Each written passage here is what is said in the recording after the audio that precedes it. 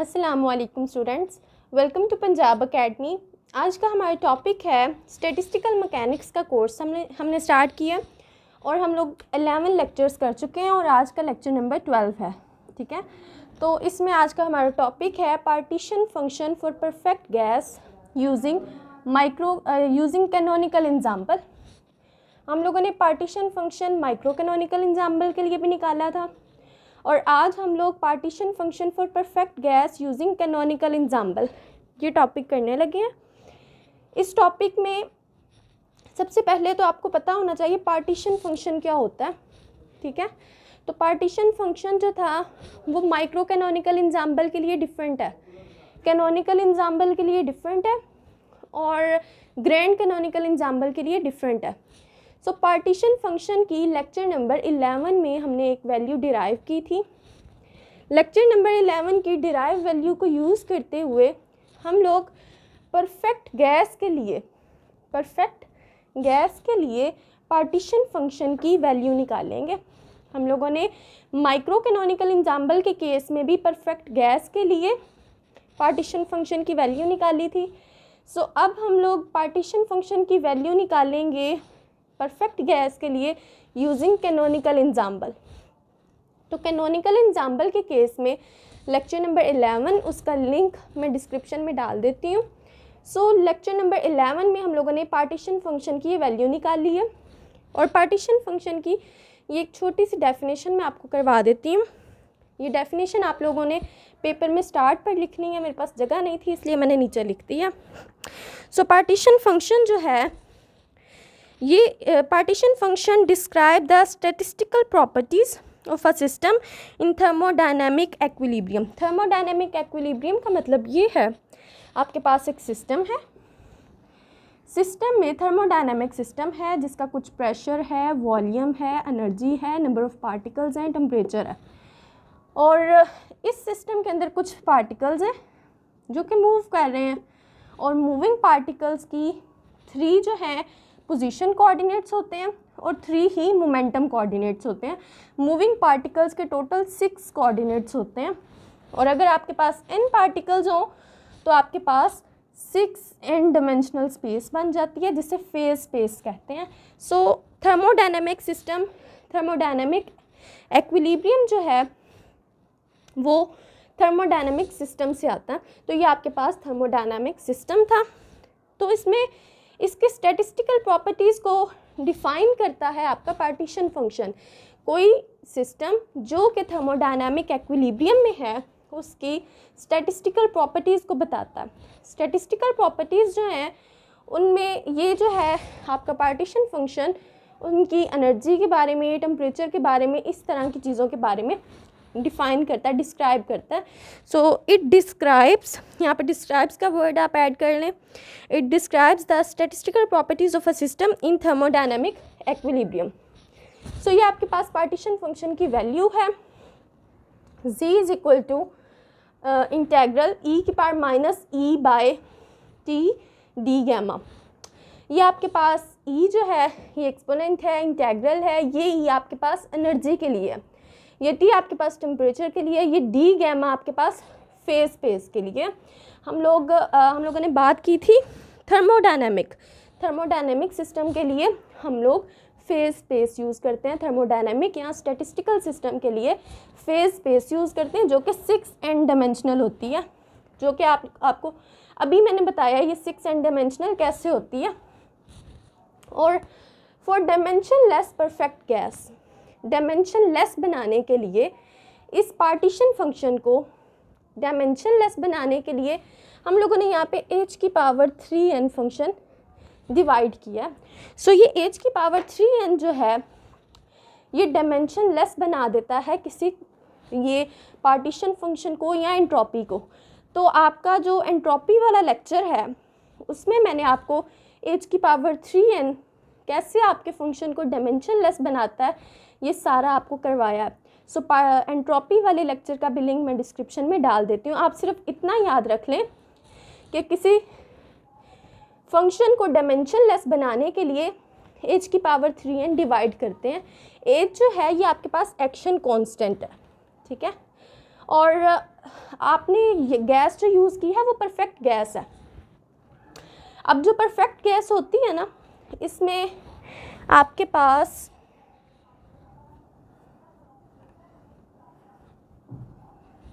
n particles होते हैं, n particles होते हैं और उन पार्टिकल्स में इंटरेक्शन नहीं होती, इंटरेक्शन नहीं होती, ठीक है। अब इन n पार्टिकल्स में अगर इंटरेक्शन नहीं है, इसीलिए यहाँ पर ये यूज़ हुआ है n फैक्टोरियल, ठीक है, जो कि बताता है कि आपके पास परफेक्ट गैस है, उसमें n पार्टिकल्स है बट इन पार्टिकल्स में इंटरेक्शन नहीं है, इसीलिए डिवीजन में आपके पास आया है n फैक्टोरियल। ये बाकी एज इट इज़ आ जाएगा, इंटेग्रल e की पावर -e/t d सिग्मा। अब आप लोगों ने इस e की वैल्यू पुट कर देनी है। e की वैल्यू होती है p²/2m। आपको पता है कि एनर्जी जो है, एनर्जी की वैल्यू 1/2 mv², ठीक है। अगर मैं यहाँ पे m मल्टीप्लाई एंड डिवाइड करा दूँ तो आपके पास बन जाएगा m² v²। सो e की वैल्यू बन जाएगी m² v²/2m। ये m² v² जो है ये p² के इक्वल है, p² आपके पास मोमेंटम है, p²/2m। सो ये आपके पास p² जो है ये मोमेंटम है, तो p is equal to mv, तो वहाँ से आ गया p²। सो इसीलिए हम लोगों ने यहाँ पे e की वैल्यू ऐड की जो कि है p1² up two divided by 2m/t। ये t जो है ये इस वजह से आ रहा है क्योंकि यहाँ पे पहले से डिवाइड था, ये माइनस हम लोगों ने बाहर कॉमन ले लिया। और हम लोगों ने मोमेंटम के लिए 1 से 3n तक जाना है। वो क्यों जाना है, मोमेंटम की वैल्यू हम लोगों ने 1 से 3n तक क्यों ली है, क्योंकि मैंने अभी आपको बताया है आपके पास सिस्टम था, सिस्टम में पार्टिकल्स थे, पार्टिकल्स की 3 पोजीशन कोऑर्डिनेट्स थी, 3 मोमेंटम कोऑर्डिनेट्स थे।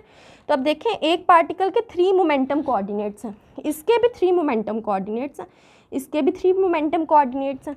n पार्टिकल्स के 3n मोमेंटम कोऑर्डिनेट्स होंगे, n पार्टिकल्स के 3n मोमेंटम कोऑर्डिनेट्स होंगे। तो इसीलिए हम लोगों ने मोमेंटम की वैल्यू 1 से 3n तक ली है। अब फेज स्पेस जो है आपको मैंने बताया था ये 6n डायमेंशनल स्पेस है, 6n डायमेंशनल। इसमें 3n डायमेंशनल जो है ये with respect to configurational space या पोजीशन स्पेस के अकॉर्डिंग है, और 3n डायमेंशंस जो हैं इसमें मोमेंटम स्पेस की होती हैं, ठीक है। तो अब ये जो फेज स्पेस थी इसे मैंने dqi dpi की फॉर्म में लिख लिया। अब ये जो i है, i की वैल्यू आपके पास है 1 से 3n तक, ठीक है। सो 1 से 3n तक कैसे है यहाँ पे मैं आपको बता चुकी हूँ। अब आपके पास z फंक्शन को आपने लिखा, अब आपने इस इंटेग्रल को सेपरेट कर लिया, q के लिए सेपरेट, p के लिए सेपरेट कर लिया।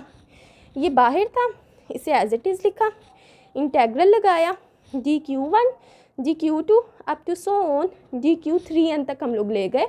हम लोगों ने यहाँ पे q वाले के साथ ये फंक्शन इसलिए नहीं लगाया बिकॉज ये फंक्शन p में है, मोमेंटम में है।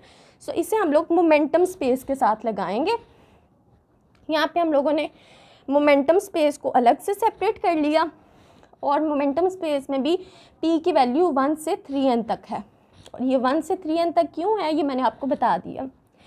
अब हम लोगों ने इंटेग्रल -∞ से इन्फिनिटी तक लिया। अब इंटेग्रल की लिमिट्स लगानी थी इसलिए -∞ टू इन्फिनिटी लगा दी।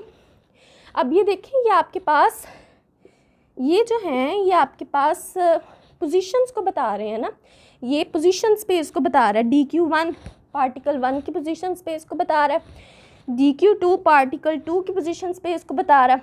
सो देखें आपके पास q1 q2 ये मतलब ये आपके पास पोजीशंस हैं।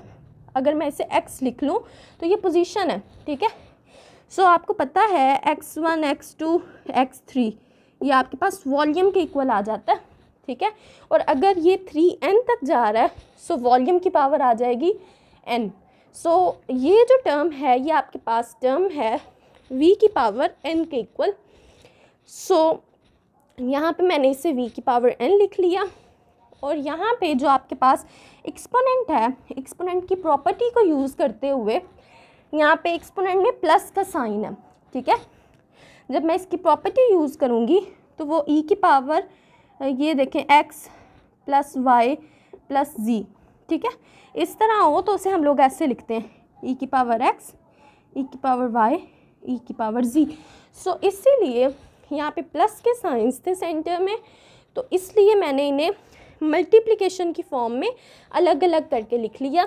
इंटेग्रल्स को यहाँ पे सेपरेट जो है ना हर एक के लिए सेपरेट सेपरेट लिख लिया, बिकॉज मैंने यहाँ पे एक्सपोनेंट की प्रॉपर्टी यूज़ की है। ये P1 के लिए, ये P2 के लिए, up to so on P3n तक जाएगा। और देखें इनके दरमियान जो है ये मल्टीप्लिकेशन है, ठीक है। इन इंटेग्रल्स के दरमियान मल्टीप्लिकेशन है। अब हम लोग एक स्टैंडर्ड फार्मूला यूज़ करते हैं, इंटीग्रेशन का स्टैंडर्ड फार्मूला यूज़ करते हैं।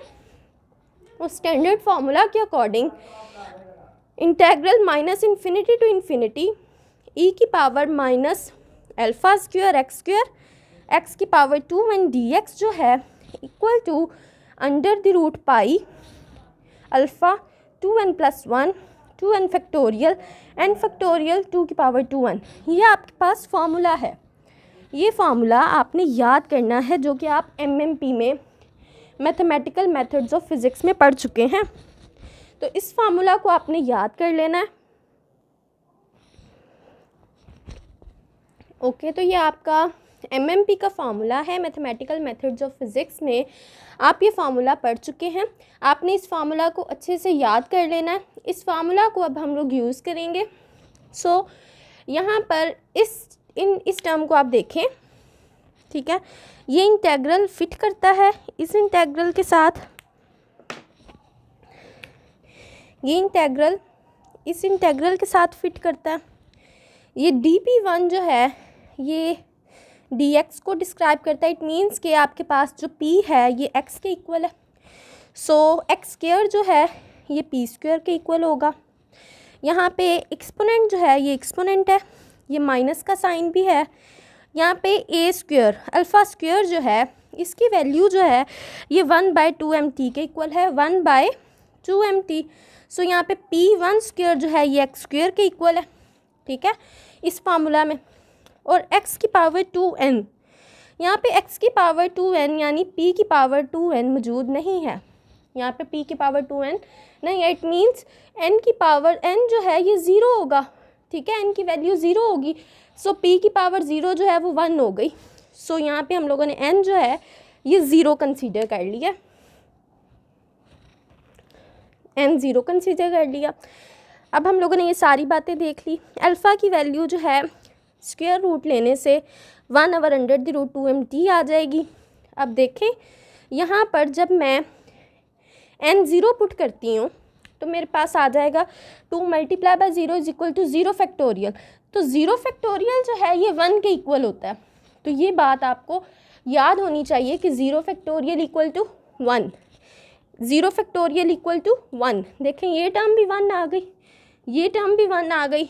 डॉट 2 की पावर 2n, 2 की पावर अगेन 0 हो गई।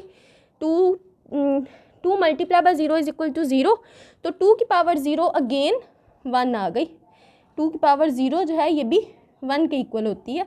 सो इस तरह आपके पास ये पूरी टर्म 1 के इक्वल आ गई, ठीक है। और जस्ट इस टर्म को लेकर हम लोग नेक्स्ट सॉल्व करते हैं। v की पावर n, h की पावर 3n, n फैक्टोरियल, ये टर्म एज इट इज़ आ गई। अब देखें इसमें जब मैं अंडर द रूट पाई आ गया।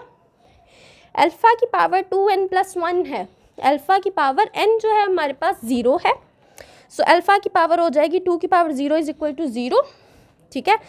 तो अल्फ़ा की पावर जस्ट हो जाएगी 1, अल्फ़ा की पावर हो जाएगी 1। सो अल्फ़ा की पावर 1 जो है मींस अल्फ़ा जो है ये आपके पास है 1/√2mt के इक्वल। सो हम लोगों ने यहाँ पे पुट कर लिया 1/√2mt। ये फर्स्ट टर्म के लिए पुट किया, सेकंड टर्म के लिए भी अगेन यही चीज़ आ जाएगी, ठीक है, √पाई 1/√2mt। थर्ड के लिए, 4 के लिए up to so on, 3n term के लिए भी यही टर्म आ जाएगी। सो ये जो है ये वैल्यू, ठीक है, इस वैल्यू को मैंने 3n टाइम्स लिखा है। कितने टाइम्स लिखा है? 3n times. मीन्स मैं अगर x को लिखती हूँ x को मैं 4 टाइम्स लिखूँ तो ये बनता है x की पावर 4, ठीक है। x को मैं 10 टाइम्स लिखूँ तो बनता है x की पावर 10, ठीक है। और अगर मैं किसी टर्म को 3n टाइम्स लिखूँ तो फिर इसकी पावर क्या आ जाएगी? 3n, ठीक है। इसकी पावर 3n क्यों आई ये मैंने आपको बता दिया। अब देखें, इसमें अंडर द रूट है, ये डिवीजन में है, डिवीजन के भी डिवीजन में है, डिनोमिनेटर में। ये डिवीजन में जब कोई चीज़ हो तो वो नोमिनेटर में चली जाती है।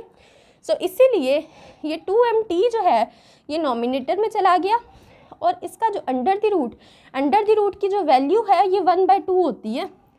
सो अंडर द रूट की जो वैल्यू थी 1/2 वो यहाँ पे बाहर आ गई 1/2 में, ठीक है। तो अब हम लोगों ने ये जो h की पावर 3n थी, ठीक है, h की पावर 3n थी, यहाँ पे हमें h की पावर 3n/2 चाहिए थी इसे अंदर लेकर जाने के लिए, इसीलिए हम लोगों ने यहाँ पे h के साथ स्क्वायर लगा लिया। अब आप देखें यहाँ पे ये जो v है इसके पास n है, 3/2 नहीं है। हम लोगों ने यहाँ पे 2 ब्रैकेट्स लगाई, v रखा, ये टर्म रखी, इसकी पावर 3/2 और इसकी n रख ली। यहाँ पे जब v के साथ ये मल्टीप्लाई होगी पावर आएगी तो v की पावर जस्ट n आएगी और इस टर्म की पावर 3/2n आ जाएगी। अब हम लोगों ने 1/n factorial as it is v by इस टर्म को हम लोगों ने कह दिया ये जो है ये लेमडा, इसकी पावर 3 नहीं आएगी। जब इस टर्म को हम लोगों ने लेमडा क्यूब के इक्वल कह दिया, ठीक है, इस टर्म को हम लोगों ने लेमडा क्यूब के इक्वल कह दिया। सो लेमडा क्यूब की जो वैल्यू आपके पास आई वो है लेमडा क्यूब की वैल्यू है आपके पास h³ ओवर 2 mt की पावर 3/2, ठीक है। सो लेमडा क्यूब डिवीजन में है, इसीलिए आपके पास ये टर्म जो है, जब लेमडा क्यूब डिवीजन में है कि टर्म जो है ये उल्टी हो जाएगी, नोमिनेटर ऊपर डिनोमिनेटर नीचे आ जाएगा। सो आपके पास जो है ये टर्म जो आई है लास्ट पे ये एक्सप्रेशन, ये आपके पास पार्टीशन फंक्शन की वैल्यू। सो इस पर आपको अलग से शॉर्ट क्वेश्चन भी आ सकता है, लॉन्ग क्वेश्चन भी आ सकता है। अगर शॉर्ट क्वेश्चन आए तो जस्ट आपने सिर्फ ये टर्म बतानी है, ये टर्म बतानी है एंड फाइनल वैल्यू आपने लिख देनी है और थोड़ा सा फेज स्पेस के बारे में बता देना आपने। नेक्स्ट जो है ये आपकी पार्टीशन फंक्शन की परफेक्ट गैस के लिए वैल्यू है यूजिंग कैनोनिकल एग्जाम्पल। आपने नेक्स्ट अंदर कोई डेरिवेशंस नहीं करनी, और अगर लॉन्ग वाइज आपको ये क्वेश्चन आ जाए तो देन आपने कंप्लीट डेरिवेशंस करनी है विद आपने हर चीज़ को, हर टर्म को इंग्लिश में भी डिस्क्राइब करना है। सो आई होप स्टूडेंट आप लोगों को लेक्चर अच्छा लगा होगा। काइंडली हमारे चैनल को लाइक करें, सब्सक्राइब करें, वीडियो को शेयर करें। खुदा हाफिज़।